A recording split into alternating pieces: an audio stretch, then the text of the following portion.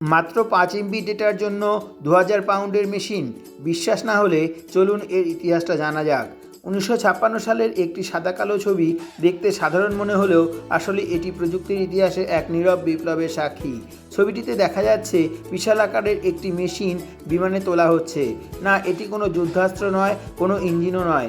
এটি পৃথিবীর প্রথম বাণিজ্যিক হার্ড ডিস্ক ড্রাইভ IBM 305 র্যাম্যাক।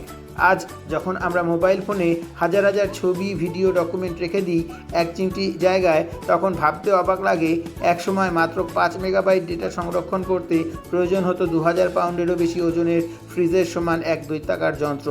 এই হার্ড ড্রাইভে ব্যবহৃত হয়েছিল 24 ইঞ্চি ব্যাসের ঘূর্ণায়মান ডিস্ক, যেগুলো একসঙ্গে ঘুরে তথ্য সংরক্ষণ করত।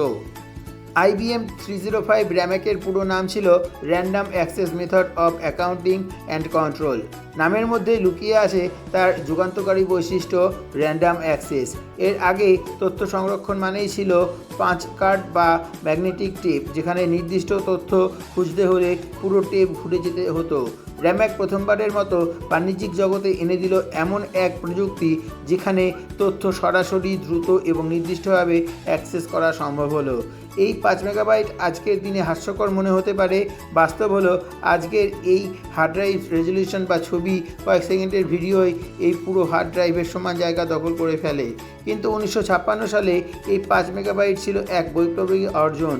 ব্যাংক, এয়ারলাইন্স, বড় কর্পোরেট সংস্থাগুলো প্রথমবারের মতো বুঝতে শুরু করলো ডেটা শুধু কাগজ নয়, ডেটাই ভবিষ্যৎ। এই যন্ত্রটি এতটাই বড় এবং সংবেদনশীল ছিল যে সাধারণ ট্রাকে নয়, বিমানে করে তাকে এক স্থান থেকে অন্য স্থানে পাঠানো হতো। আজ যেখানে একটি পেন ড্রাইভ হারিয়ে গেলে আমরা বিরক্ত হই, সেখানে একসময় ডেটা মানেই ছিল একটি আলাদা ঘর ভর্তি মেশিন। IBM 305 র্যাম্যাক শুধু একটি হার্ড ড্রাইভ ছিল না, এটি ছিল আধুনিক কম্পিউটিং সভ্যতার ভিত্তিপ্রস্তর। এই দৈত্যাকার যন্ত্রটি প্রমাণ করে দিয়েছিল যে একদিন মানুষ ডেটার উপরেই সভ্যতা গড়বে। সেই ভবিষ্যতের পথে প্রথম ভারী শব্দ, ধীরগতির বাট সাহসী পদক্ষেপ ছিল এটি।